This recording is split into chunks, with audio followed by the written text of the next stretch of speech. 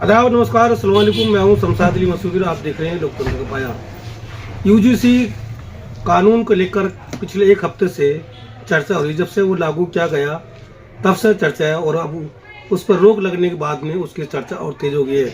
जहाँ यूजीसी कानून से SC ST OBC और माइनॉरिटी को खुशी की लहर थी, वहीं अब रोक लगने के बाद में दोनों खेमों में हलचल है।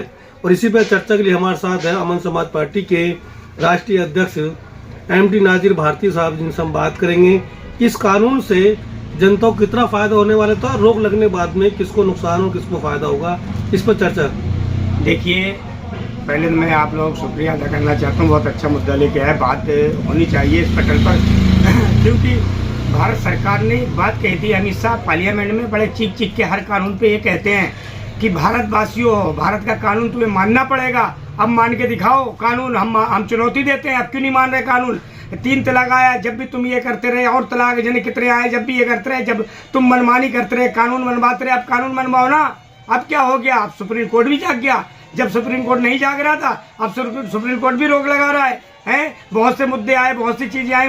अभी क्या नाम, वक्फ बोर्ड के ऊपर राहत मांगी गई, सुप्रीम कोर्ट एकदम मौन हो गया, उसने कोई जवाब नहीं दिया और उसे निरस्त कर दिया है। अब जब ये मामला यूजीसी का आया, जब इसने देखा कि क्या नाम है, अब इसमें टकराव की स्थिति पैदा हो गई है, तो अपने वापस लिए, क्योंकि उन्होंने रोक लगाई। मैं तो अमित शाह की एक तारीफ करना चाहता हूं। अमित शाह अपनी अगर बात पे अटल है, पार्लियामेंट की गर्मा को ध्यान में रखते हुए अगर वो चाहते हैं कानून आए, तो कानून आना चाहिए। क्यों? भारत का संविधान का कानून है, भारत पार्लियामेंट में बना कानून है। और खुद अमित शाह कहते हैं कि पार्लियामेंट में बना कानून हर किसी को मानना चाहिए। लेकिन ये भी पार्लियामेंट में बना कानून है। सुप्रीम कोर्ट ने रोक लगाई है, सरकार ने रोक लगाई। सरकार ने, मैं तो सरकार को कह रहा हूँ, सुप्रीम कोर्ट ने लगाई ठीक है, मगर सरकार को चाहिए कानून आना चाहिए। कानून में हमें क्या बुराई है भाई? सब बराबर से बात करें, बराबर रहें, एक दूसरे के एक साथ रहें, इसमें कोई दिक्कत की बात नहीं है। जिस तरह से सवर्ण जाति के लोग हैं वो आरोप लगा रहे हैं कि अगर ये कानून आया तो उसका मिसयूज होगा, दुरुपयोग होगा, बहुत सारे बच्चों की जो भविष्य है वो दांव पर लग जाएगा। देखिए, ये काम बिल्कुल ठीक कह रहे हैं ये बात, मगर ये जो सरकारें बैठी हैं किसके कहने पे कानून लाती हैं, किसके कहने पे आगे पेश करती हैं? सब अपने आप पास करके अपने आप लागू कर देते हैं।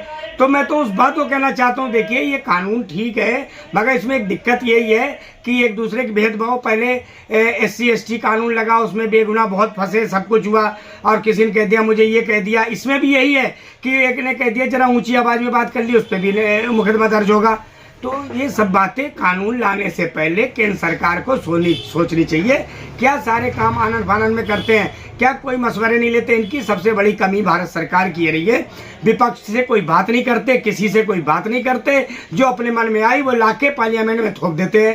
अच्छा, एक और सवाल है, जिस तरह से कानून आया, कानून के बाद में उस पर बहस शुरू हुई और उसके चंद घंटों में ही, चंद दिनों में ही बहस को रोक लग गई। तमाम ऐसे कानून पहले आए, चाहे 3 तलाक का मुद्दा हो, किसान विरोधी कानून हो, या लेबर कोड का कानून हो, या वक्फ बोर्ड का बिल आया, उस पर सुप्रीम कोर्ट संज्ञान नहीं लेता। मैं वही तो, लेकिन ये उसी दिन फाइल लगती है, उसी दिन उस पर फटकार लगती है, उसी दिन उस पर रोक लगती है, और यहाँ तक कि वो चिट्ठी भी लिखने की बात होती है कि PMO को और उसको केंद्र सरकार को और UGC को कि वो इस पर संशोधन करें और नई गाइडलाइन बनाए। देखिए, माननीय सुप्रीम कोर्ट से मैं यही कहना चाहता हूँ, वो सारे कानून बराबर है, सबको मोहलत बराबर से मिलनी चाहिए थी। मगर ये दोगलापन कैसा? ये या तो आप भारत सरकार, केंद्र सरकार के प्रेशर में फैसले ले रहे हो, या उसके सरकार जैसे कहती है वैसे काम कर रहे हो। ये तो सीधा जग जाहिर हो गया, सीधी बात हो गई। वक्फ बोर्ड के लिए थोड़ी मोहलत मांगी थी, सुप्रीम कोर्ट ने साफ मना कर दिया कि इससे ज्यादा मोहलत नहीं मिल सकती, मगर इसमें 24 घंटे के अंदर रोक लगा दी गई। बड़े सोचने का विषय है। और देखिए, ये कानून जो है, कानून अजीबो तरीके लाते रहते हैं, ये करते रहते हैं, मगर ये सब बेकार की बातें हैं।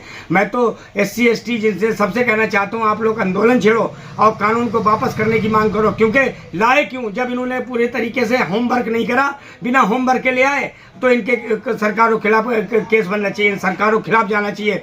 मैं तो ये कहता हूँ, इन सरकारों को नकार दो। जैसे शोरना ने कहा कि हम इस सरकार के से मतलब नहीं रखते, सरकार 10% से हवा खराब हो गई, 5% से, और जो SC ST और माइनॉरिटी जो 70-60-70% है, उससे हवा खराब नहीं। ये सोचने का विषय है, ये सोचने वाली बात है, सोचना चाहिए SC ST सबको। भारतीय मेरा एक सवाल है कि जिस तरह से हम बात कानून की कर रहे हैं, कानून पर रोक लगी है, इस पर संशोधन होंगे, लेकिन जिस तरह से नारे लगे जो उसके आंदोलन शुरू, कि मोदी कब्र खुदेगी, इस तरह से मोदी मुर्दाबाद उसके पोस्टर लगे, जूते बरसाए, इसी तरह के जो जेएनयू में 2018 में जी, लगे जी। थे, तब देशद्रोह की बात हुई थी।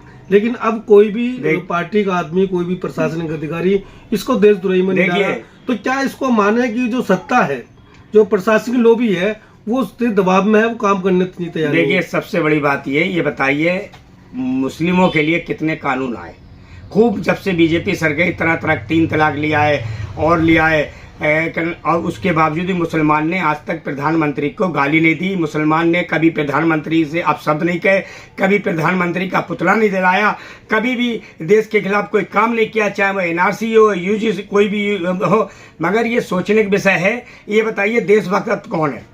मुसलमान देशभक्त है या जो मोदी के नाम है कब्र खुदेगी वो देशभक्त है? जो मोदी को गलत बोल रहे हैं, केंद्र सरकार को गलत लगा रहे नारे, और जेएनयू लगाता चला आया, वो एक बार में गलत हो गया है। और जो ये खूब रोडों पे लगा रहे हैं, ये गलत नहीं, इनके खिलाफ कानूनी कार्रवाई होनी चाहिए। जैसे जेएनयू छात्रों के साथ भेदभाव करते आ रहे हैं, ऐसी इनके साथ कानूनी कार्रवाई, इन पे यूपीए लगाना चाहिए, एनएसए लगाना चाहिए। लगाओ इन पे, क्यों नहीं लगाते? ये किसके रिश्तेदार हैं? क्या मोदी सरकार के रिश्तेदार हैं? किसके रिश्तेदार हैं? ये किसकी वजह से ये इतने गलत घटिया नारे दे रहे हैं जो हम जबान से भी नहीं बोल सकते? ये एक देश का अपमान है, और देश का अपमान अमन समाज पार्टी नहीं सहन करेगी, और इस तरीके का अपमान नहीं करना चाहिए। ठीक है, भेदभाव अपनी जगह होते हैं, कानून बनाना अपनी जगह है, मगर किसी प्रधानमंत्री, राष्ट्रपति या किसी कानून को उल्टी सीधी बातें बोलना, एक बात कहना, ये चाहे वो गृह मंत्री को बोलना, ये सब अपशब्द कहना एक गलत बात है। और ये काम जेएनयू ने करा था, तो वो अपराधी बहुत तगड़े हो गए, उन्हें आज तक उनकी जमानतें नहीं हो रही हैं, और वो आज तक अपराधी हैं। अब ये अपराधी ने संभालो ना। केंद्र सरकार से मैं कहना चाहिए, इन अपराधियों के लिए क्या सजा है तुम्हारे पास?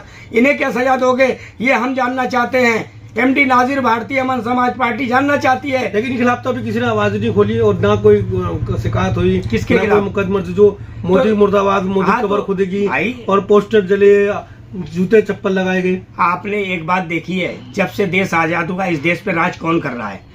हमेशा स्वर्ण जाति के, ऊंची जाति के लोग राज कर रहे हैं, और उन्हें ये सरकार नाराज करना नहीं चाहती। अगर इन्होंने उन्हें नाराज कर दिया, ये बैकफुट पे आ गए, इन्हें पता लग गया कि हम बैकफुट पे आ जाएंगे, और अंदर खाने आरएसएस इनका विरोध कर रही है। अंदर खाने आरएसएस ने विरोध किया है, ये सब आरएसएस की देन है। जो ये रोक लगी, सब कुछ हुआ, सब आरएसएस ने अपने हाथ में लेके, और इन्हें क्या नाम है, खबरदार करा है इस मामले में। अभी के अभी वापस आ जाओ, नहीं तो तुम्हारा अंत बहुत बुरा होने वाला है। आखिरी सवाल है कि अमन समाज पार्टी इसमें क्या कदम उठाने वाली है?